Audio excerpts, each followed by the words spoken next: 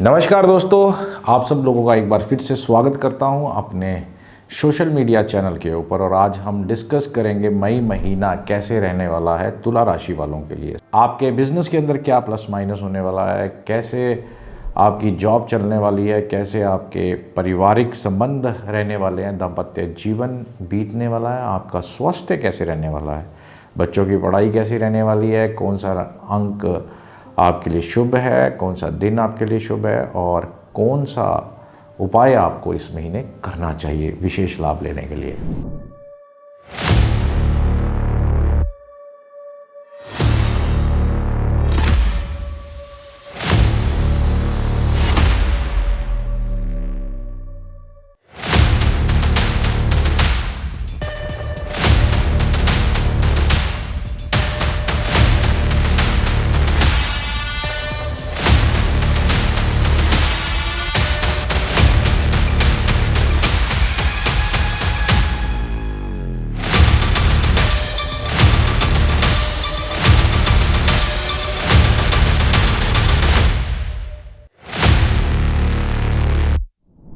तुला राशि का राशिफल मैं आपके सामने रखता हूँ। तुला राशि के जो स्वामी हैं वह शुक्र हैं। शुक्र इस समय 7वें घर में मीन राशि में बैठे हुए हैं।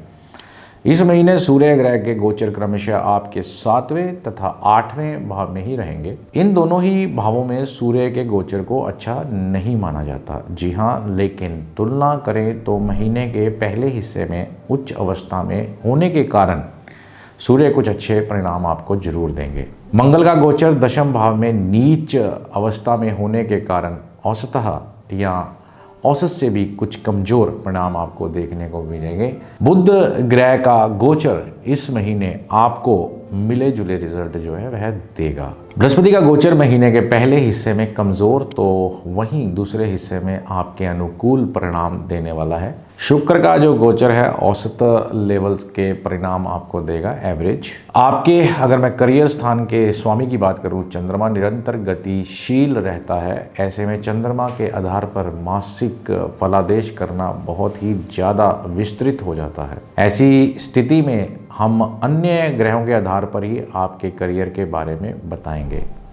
इस पूरे महीने आपके करियर स्थान पर नीच का मंगल गोचर करेगा, जो कि कार्य क्षेत्र में उतार चढ़ाव लेकर आ सकता है। व्यापार व्यवसाय से जुड़े लोगों के लिए मंगल का जो गोचर आवश्यकता से अधिक जोश में काम करने वाला और प्रोडक्टिविटी लाने वाला होगा। और आप तथ्यात्मक होने की बजाय भावावेश में कुछ निर्णय ले सकते हैं जो कमज़ोर परिणाम देने के काम कर सकता है। मतलब भावनाओं में बैठकर आपने कोई निर्णय नहीं लेना। आर्थिक रूप की बात करूं तो इस महीने आपके लाभ भाव के स्वामी जो हैं सूर्य महीने के पहले हिस्से में उच्च अवस्था में रहेंगे। ऐसी स्थिति में सूर्य ग्रह येन केन प्रकारेण आपको अच्छा लाभ भी करवा सकते हैं, लेकिन महीने के दूसरे हिस्से में सूर्य अष्टम भाव में चले जाएंगे।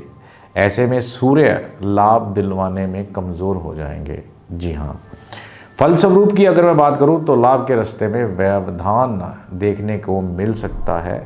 हालांकि फलस्वरूप लाभ के रास्ते में कुछ इश्यूज नज़र आ रहे हैं।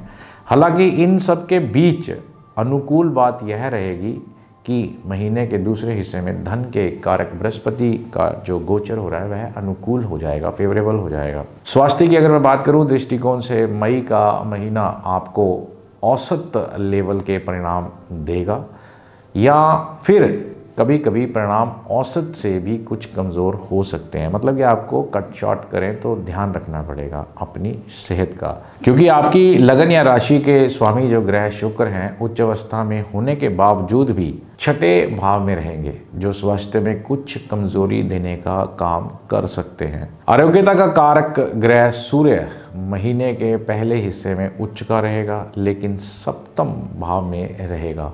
यह बहुत अच्छी स्थिति नहीं मानी जाती, जबकि महीने के दूसरे हिस्से में सूर्य पूरी तरह से कमज़ोर हो जाएंगे। मई के महीने के लिए यदि आपके प्रेम संबंध की मैं बात करूं तो इस महीने आपके पंचम भाव का स्वामी जो कि शनि है सामान्य तौर पर अनुकूल स्थिति में ही रहेंगे। हालांकि शनि अपने ही नक्षत्र में होने के कारण कभी कभी कुछ बेरुखी भी दिखा सकते हैं, तो आपको ध्यान देना होगा। मंगल की अष्टम दृष्टि भी पंचम भाव पर रहेगी, जो बीच बीच में आर्गुमेंट्स भी करवा देगी। इन सभी कारणों से बहुत हद तक अनुकूलता होने के बावजूद भी कुछ विषय परिस्थितियों लव लाइफ में देखने में मिल सकती हैं। पारिवारिक मामलों में मई के महीने में सामान्य तौर पर आपको थोड़े से कमज़ोर परिणाम भी मिल सकते हैं, क्योंकि आपके दूसरे भाव का स्वामी जो है वह मंगल है, नीच अवस्था में जाकर दशम भाव में रहेगा, जो कि परिजनों के बीच असमंजस्य देने का काम कर सकता है। विशेषकर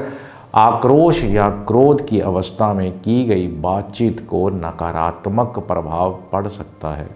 अतः जब भी परिजनों से संवाद करना हो तो बहुत ही सलीके से बात करें, शांत होकर बात करें, एक दूसरे की रिस्पेक्ट जरूर मेंटेन करें। हालांकि महीने के पहले हिस्से में बृहस्पति की दृष्टि भी दूसरे भाव पर रहेगी, जो किसी बड़े बुजुर्ग के हस्तक्षेप में सामंजस्य बन जाने के संकेत भी दे रही है। अर्थात पारिवारिक मामलों में इस महीने कुछ विसंगतियां देखने को भी मिल सकती है, मतलब इश्यूज।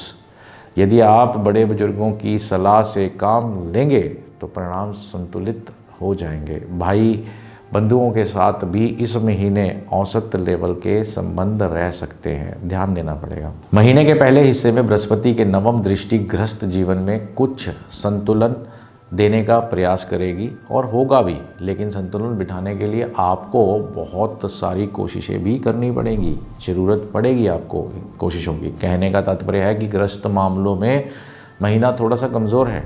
सूझबूझ और समझदारी से ही काम लेंगे, तभी बात अनुकूल आपके घर में चलेगी और शांति बनी रहेगी। अब मैं बात करूँ शुभ रंग की, तो गोल्ड आपका शुभ रंग है और अंक 9 नंबर, शुभ दिन बुधवार। उपाय की बात करूँ तो गिफ्ट में सुगंधित द्रव्य जैसे परफ्यूम, इत्र या कोई भी खुशबूदार वस्तु उपहार स्वरूप अपने पार्टनर को जरूर दें, इससे विशेष लाभ होगा। तो मैं तुला राशि वाले सभी लोगों को शुभकामनाएं देना चाहता हूं मई के महीने की। आप लोग अपने जीवन के अंदर आगे बढ़ें, खुश रहें और अपने लक्ष्य को प्राप्त करने के लिए हमेशा सकारात्मक सोच के साथ आगे बढ़े। धनवान बने, कीर्तिवान बने, बलवान बने, शौर्यवान बने, ऐसी मेरी प्रभु परमात्मा से प्रार्थना है आप लोगों के लिए। मैं हमेशा कहता हूँ किस्मत ही सब कुछ है, ज़्यादा सोचने की ज़रूरत नहीं है, आगे बढ़ो। जीवन जीने के लिए है, काटने के लिए नहीं। मस्त रहो, व्यस्त रहो, आगे बढ़ो। हर हर महादेव।